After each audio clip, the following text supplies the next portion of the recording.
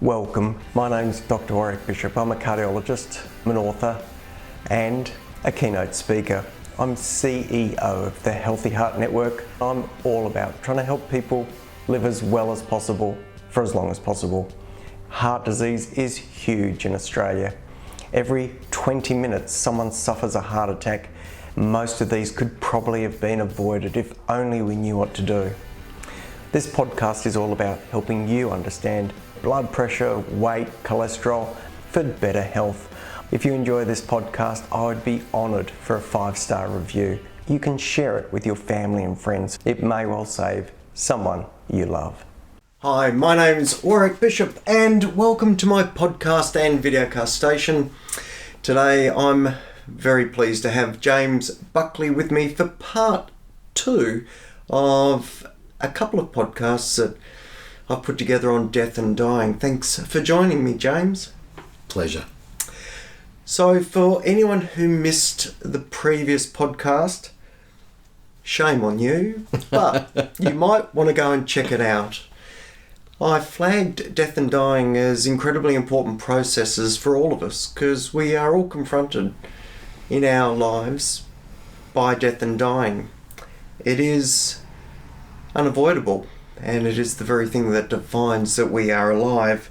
I talked about my mate Dave, who died at 40 years of age in an avalanche in an accident in New Zealand. I talked about my mum, who passed last year at the end of 5 years of being dependent through a stroke. And I talked about my partner's mum, Sandy, who passed over the course of a year with a lot of frustration and a lot of hope and ambitions thwarted, really.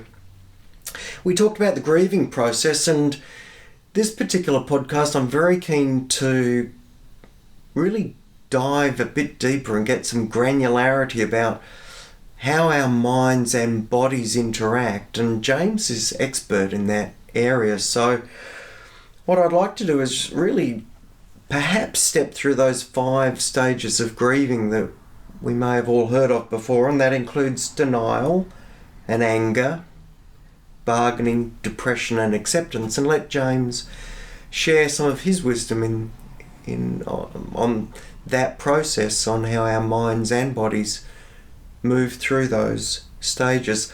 James, denial. How do you deal with denial, obviously as yourself personally, but when you're dealing with supporting people through a grieving process? Well, denial inevitably makes us stuck. If we deny the facts of reality and can't move through that, then we become stuck in that reality. And really denial is that our reality has changed. And what we wanted and what we saw for our future and for the ones that have passed and their future, we deny that that's not there anymore because it changes our reality and it changes our certainty of reality. It changes our grip on reality, our comfort in reality, and our ability to be certain that things will always stay the same, which is absolutely what the brain wants. And that denial creates a confusion psychologically, and that psychological effect has an effect on the body. It imprints into our emotions and affects our body. Absolutely. So I think that the component of denial that people would experience would have to be different depending on the circumstance of the loss in their lives. I think the denial that I would have felt for my mother passing was much easier to deal with. She was in her mid to late 80s. She had significant health issues. So these things, I think, made that denial journey much easier. And I imagine that you see individuals engaging in the grief process coming from different places with different experiences in that space, yeah? Yeah, absolutely. Interestingly, that denial, wanting to keep everything as it is, as soon as we stop and think about it, we realise that the world, there is nothing more certain then there is going to be change. So how do you walk someone through? Do you have an off-the-shelf couple of points that you share with people who are stuck in that denial phase, James? Is there something from experience or something in your teaching that you would share with them? Yeah, I would always share with someone that it's inevitable.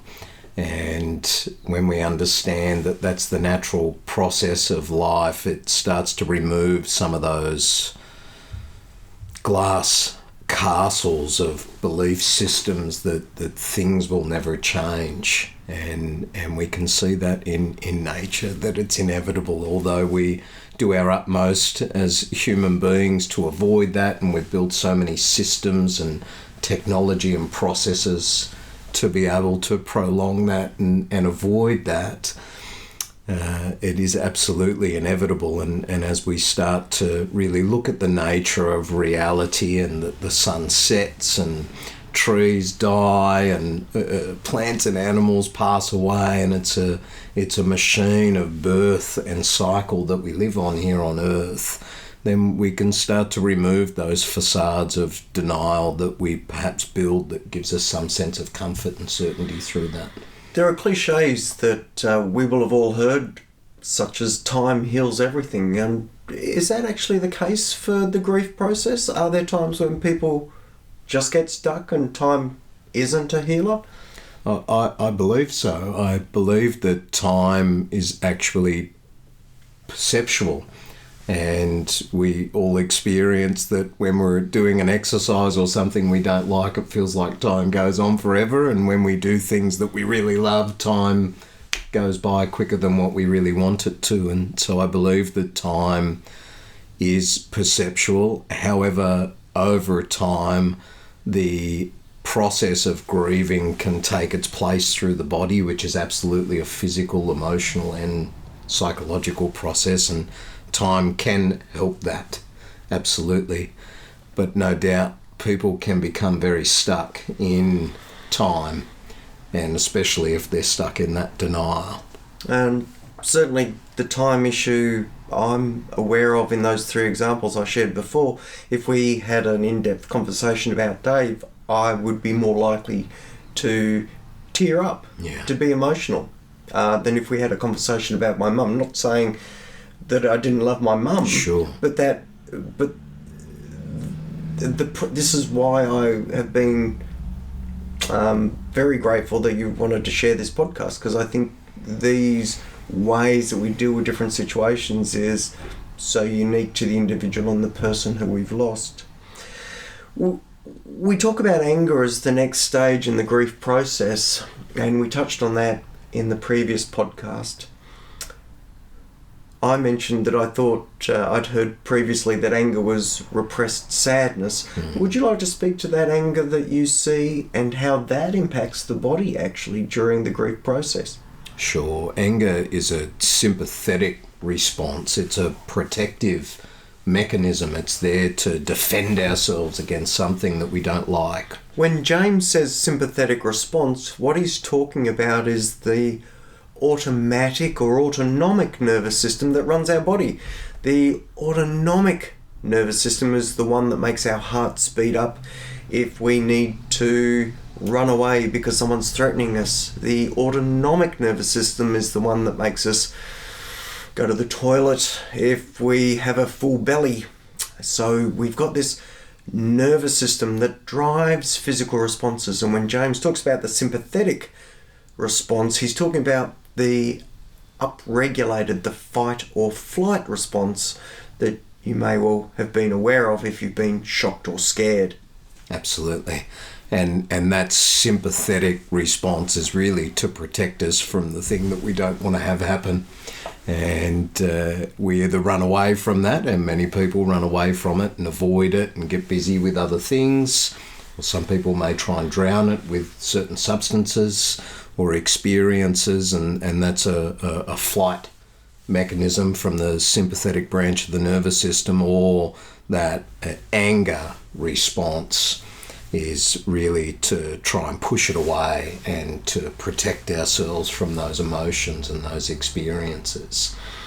There are extreme situations where the anger and bargaining drive such a sympathetic, such an upregulated response that they can mimic a heart attack, and it's referred to as broken heart syndrome. Yes. There's a technical name called Takotsubo syndrome. No one expects you to remember that, but literally such an outpouring of these adrenaline type drugs through the body. They're not drugs, obviously, they're messengers that the body uses to increase heart rate, increase blood pressure, etc. Such an outpouring of these can paralyze the heart and look for all the world like a heart attack. So the physiological outcome can be devastating as well. Yeah, impactful. Absolutely. And even people can become addicted to that chemical response as well. So when we talk about people becoming stuck in these stages, there can be an addiction to that sympathetic nervous system releasing all of those chemicals, which can be quite invigorating. We're talking about adrenaline and cortisol, and they're quite a stimulating emotional chemical in the body. And some people drive that and want to stay in that, or they can become addicted to that. And so they'll continue to romance a certain situation and replay a certain situation so that they can get that kick of adrenaline and cortisol. This could also be adrenaline junkies in high-risk sports. Absolutely. Think motorcar racing, fighting bulls, skydiving, dangerous off-piste skiing, etc. Mountaineering, which I was guilty of myself. Sometimes it was a little bit too much adrenaline for me. Look, we could touch on bargaining, but I think we'll go next to the next stage. So denial, anger, we'll skip bargaining in terms of its physiological impact on the body, but let's talk about depression. How do you see depression? Because that must be different to the sympathetic nervous system, getting you up and getting you ready to fight, getting your heart beating. You almost imagine depression is that sympathetic nervous system turning off or wearing out, or maybe speak to that for me. Well, it's really the opposite of the anger. It's the pendulum swinging from one end or one side to the other side. It's the pendulum balancing the nervous system and balancing our psychology. We go through that stimulated overdrive of the sympathetic nervous system and all of those chemicals to then being able to go into that depressed, lower, slower state of really processing all of those chemicals. So to me, it's a balancing. It's really that pendulum metaphor, if you like, that we swing into the sympathetic nervous system and the anger and all of those chemicals that come with that, and then shift back to that depression as the opposite side of that before we can find our equilibrium. So I believe that it's an important part of the process, obviously. However, again, people can become stuck in that depression, and again, people can become addicted to that depression. Even many people can seek sympathy from other people, and they want to continue to romance that situation or romance those things that have happened so that they can feel that sadness. And to many people, that can feel like love, I believe, and a connection to love. For many people, Tony Robbins talks about the crazy eight, that people can go through anger and then into sadness, and it's how they stay in a balanced state, but they experience these extremes of emotions as well. And so that is something that I witness with many people, can become stuck in that crazy eight of addiction of those emotions, which is both sides of the pendulum. Okay. Look, I don't want to put you on the spot. This might be a tricky one, but as you're talking about this sympathetic drive, the anger, the heightened intensity, the upregulation of the nervous system versus the depressive down-regulation, are we talking about different parts of the brain, different chemical receptors? Have you got a simple comment on that? My understanding was that we might talk about anger as being a reptilian response, for example. Absolutely. Would we talk about depression as being the neocortex, the more modern brain, for want of a better term, impacting that lizard brain. Yeah. How would you describe that? Well, I'd also talk to the mammalian brain, and that depression would be related to the stimulation of the mammalian brain going through its process and really experiencing the loss of the loved one. Is the mammal brain remembering those connections with the tribe member, with the community member. And so I believe that it's also driven by the mammalian brain, but absolutely the neocortex is thinking about all of these things that have happened, and those thoughts are driving that depression. What we think about, we bring about, and our thoughts aren't just fluffy clouds that float around in the world. They're chemicals in our brain that are influencing our emotions, and those emotions go into our body and become stored there. Yeah, it's a journey, isn't it? So if we were to be able to move through depression, we get to a stage of acceptance, and that's obviously, that's the end goal, because we can't not accept it because it's occurred. That Yes. just defies logic. But and look, I'm hoping that there may be people who relate to this. You may know people who need help, actually, or you may need help yourself. And if there's a chance that we can give you something to think about, some questions to ask of your carers, anything to help you along your journey, that would be our objective, actually. So while we're talking about moving through that process, what are the sort of tools that people might use to help them through that grieving process, James? Well, as I said, I've been utilising a lot of breath work through the grieving process. I do breath work on a daily basis, but it's become more prevalent that I need it now more than ever, and it's absolutely helping me. In fact, the experience of breath work now is so much more pronounced, and even the psychological experiences that I'm having with breath work is so much more pronounced given the loss. What I might do is just jump in there for those wondering what breath work is. Yes. It's a very stylised and very deliberate way of breathing, and it can be variable. You might hyperventilate for a period of time. You might breathe 2 in, 2 out, 3 in, 3 out, 2 in, 2 out. It's very variable. But breathwork really dictates that you're following some sort of non-natural form of breathing to achieve, if you like, some sort of chemical and emotional rebalancing. Would that be a reasonable way to describe it? Perfect way to say it, Dr. Warrick.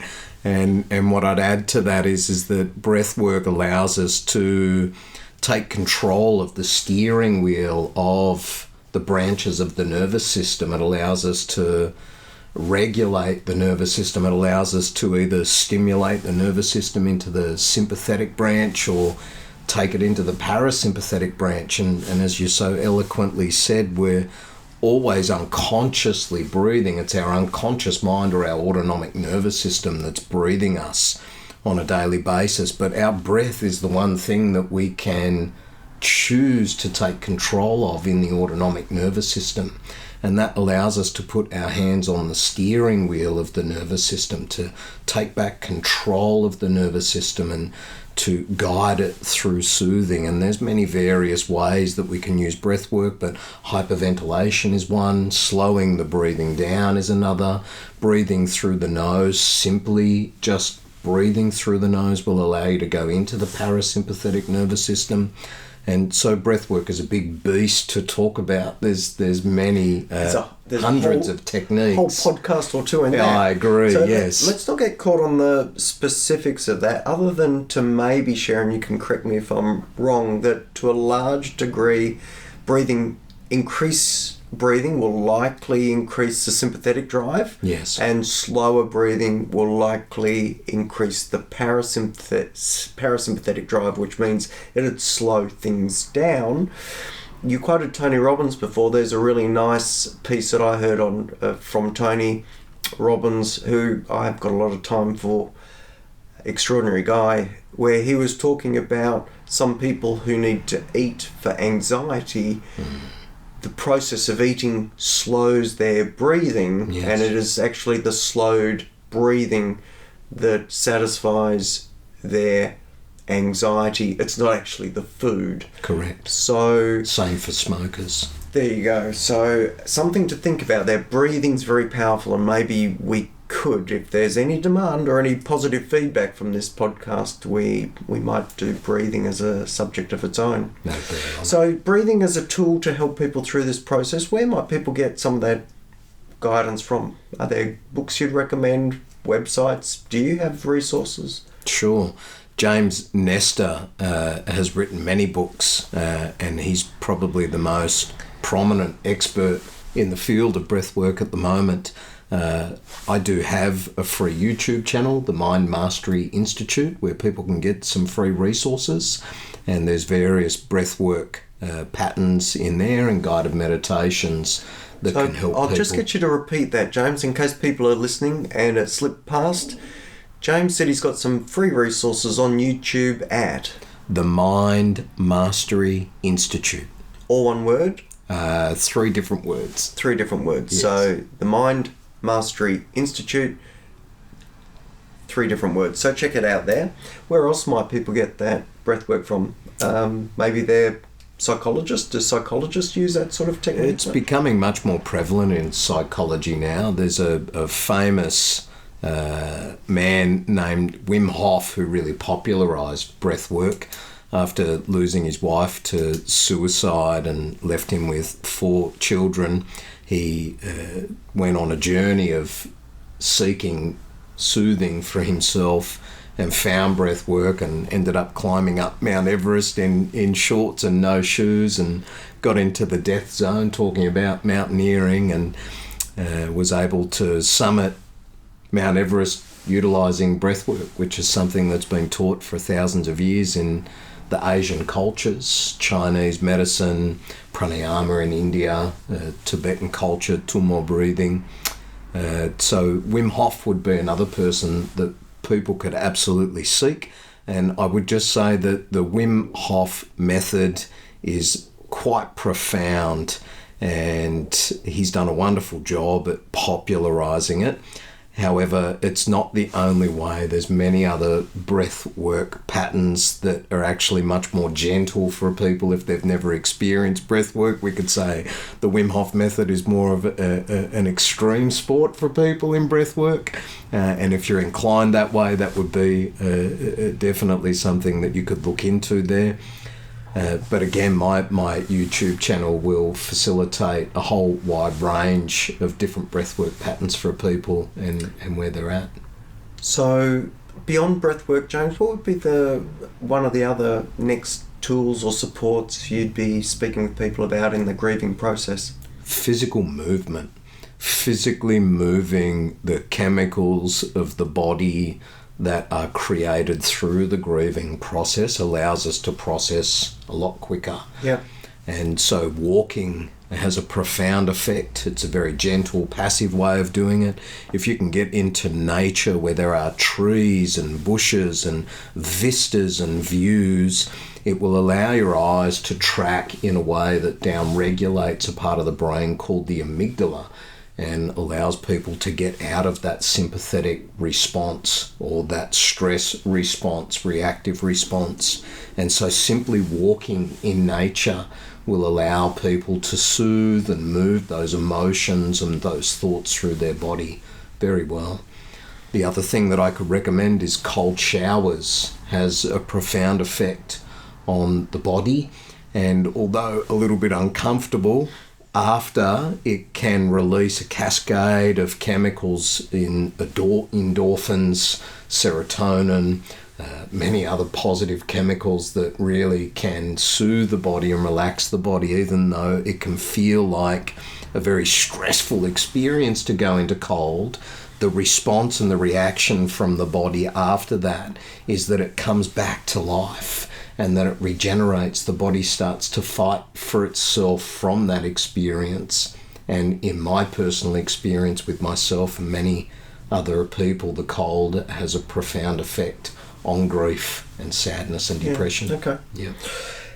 Are there any other we've talked about breath work, walking in nature even better, and cold exposure. This is fantastic stuff to let people know about. But is there anything else? Because if not, we might look to draw a line under this particular podcast. Sure. Was there anything else you wanted to add? Well, I could talk all day, Dr. Warrick.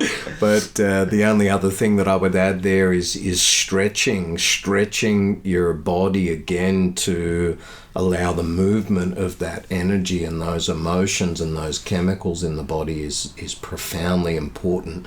Otherwise we become stuck and the body becomes rigid, and then we start to develop pain, and that starts to drive anger and frustration. And so stretching and mobilizing the body in a myriad of different ways will enable people to release some of that stored energy or emotions in the body as well. That's so important. There is such a connection between the physical body and the physiology of the body. Yes. If you walk around stooped with your head down in a depressed appearance, you probably will be, as opposed to if you're standing up proud, tall, looking forward, shoulders back. Different chemistry follows those different physical positions. Correct. A Harvard Professor Amy Cuddy did a wonderful TED talk on the postures of the body and how that impacts the chemistry of the body. And so she spoke about power poses with your hands up behind your head or your hands on your hip. It actually pushes down the cortisol levels by up to 40% in a matter of 5 minutes or so. So I could highly recommend that podcast for postures and the impact that has on the body as well. Well, an absolute delight speaking with you, James. Thank you so much for sharing. For those who are listening, thank you for hanging in to the end. Really appreciate that. I hope you've got something valuable from this. And as always, if you've got any queries or questions, drop us a note at info@Doctor Warrick Bishop online. Until next time, I hope you and your loved ones live as well as possible for as long as possible. Take care, and bye for now. Hi, ever wondered what your risk of heart attack is? You should. It's the single biggest killer in the Western world. We're talking one death less than every 30 minutes in Australia, one death less than every 60 seconds in the United States, 9 million deaths globally per annum. Well, how do you check your risk? Well, you can go to www.virtualheartcheck.com.au. You'll find out about your risk and what can be done beyond that to be even more precise.